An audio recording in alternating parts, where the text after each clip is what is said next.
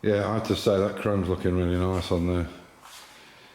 That Leaping Cat looked great on it. That was an option. A lot of them didn't have it on. That was an option. And you can see I've got the window up, the chrome window up, and it's such a lovely fit down in here. I love the way that curve goes on it.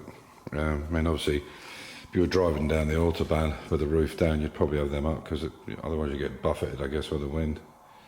But you can see how nice it's all going to look when it's finished up. But the devil's in the detail, and it just takes so long to do everything.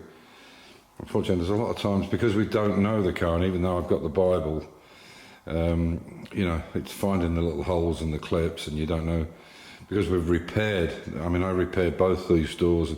There's been so much repair on this body. I'm at least, maybe not, sort of 40, yeah, oh no, the whole floor is brand new, isn't it? Again, it's probably the same as the Mini. It's probably about 50% because the doors were in very poor shape. The bottom of the doors here were completely gone. I had to completely rebuild them. On the bottom here, it's completely gone across the metal bit at the bottom. And a lot of the frame was in bad condition, and we actually had to cut the inner frame, which holds the window regulator. We had to cut that out to get to the rot. So there was an extensive amount of work done on them. Of course, all the floors from front to rear is brand new. Everything, the back, the front, although the front pieces are wood, all this is metal underneath.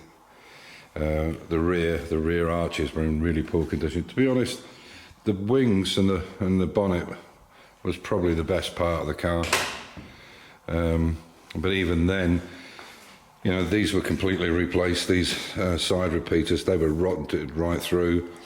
These headlamps were taken off. These headlamp bowls were completely taken off. The lead was taken out, and they were unpicked with the welding, and the front parts were repaired. Yeah, I mean, the front end of this was really quite a mess. And I'm pretty pleased with it. Okay, it's been 8 years in the making, but probably reality it's probably been nearer 4 years, because you know we did so many other jobs. We did, you know, other E-types, other Jaguars, other Minis. Yeah, in between it. So it's not really been. It's not fair to call it 8 years. It's probably 4 years of real work on it. But she's looking. You know, you can take an ugly duck and make it into a beautiful swan with work and persistence and unfortunately quite a bit of money, I'm afraid. So what I've done is I've just used a piece of wood and used a screwdriver with a flat blade on it, which is approximately the right size for those there. And hold it. And then I've knocked them through with that mallet, so hopefully they'll go in and bend. So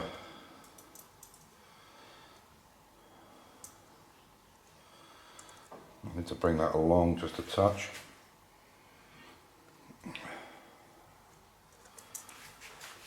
And then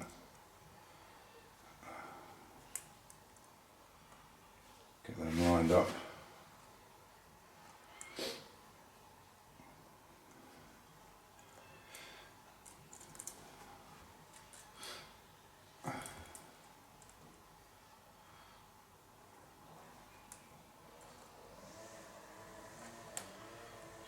Pushed out a little bit.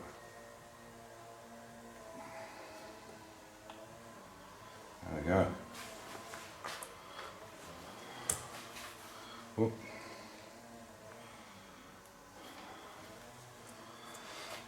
Hopefully, I've come through the leather.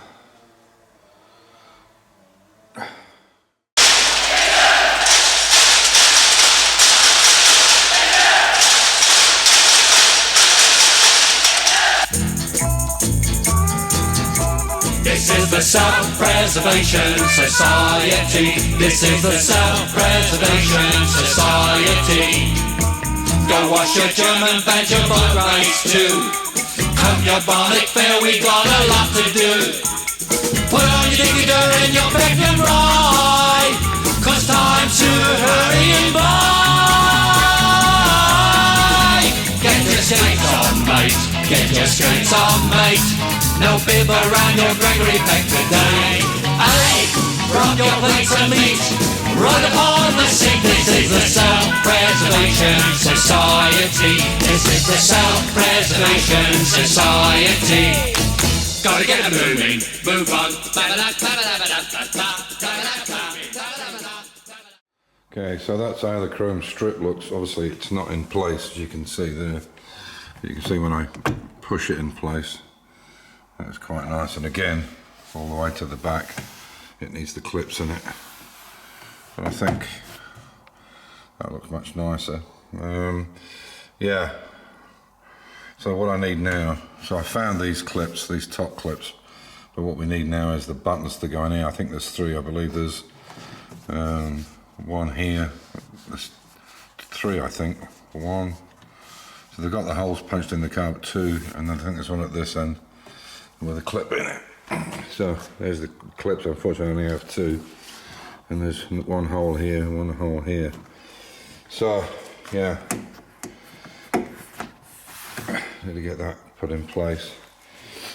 But we've actually got to take this door apart now, and the reason is we need buttons to go in here. You can see how this is floppy. Well, not floppy, but it's not right. And you can see it's away from the door, or the corner of the door. And there's a hole in that. There's a hole in that, I think. Is there? Yes, there is there. So that needs a clip in there to go all the way through. And certainly one on this end as well, you can see. And again, there's a hole right there in the middle. So we need to put clips in that and punch them right the way through. Yeah, there's a lot of work, a lot of detail in these, in this fitting up. The last, you know, I know everybody says it, the last 10% is the biggest job, and it is. Trying to get things to fit absolutely dead on is quite difficult. Hopefully we can have a go at this soon. This is now pretty much in place. All we've got to do now is punch the hole in here. This hole, we have to punch into this part of the seal. Sorry about the camera work. So that the hood can go through it for the latch to turn. And then this red, you can see that red pipe in there on the side. That actually goes over this bit. So we're going to have to open it all up and push it on. I think it's called Furflex, I believe. So that's got to go on. So I've got the other one off, and I'll finish that up now. So a couple of little tips here from what I've learnt myself. They have the same kind of system like this on the E-Type, but it was years and years ago that I finished up the E-Type. So one of the things is, some of the little tips are, you see how when you get these, they tend to be a bit bent or a bit bent to one side.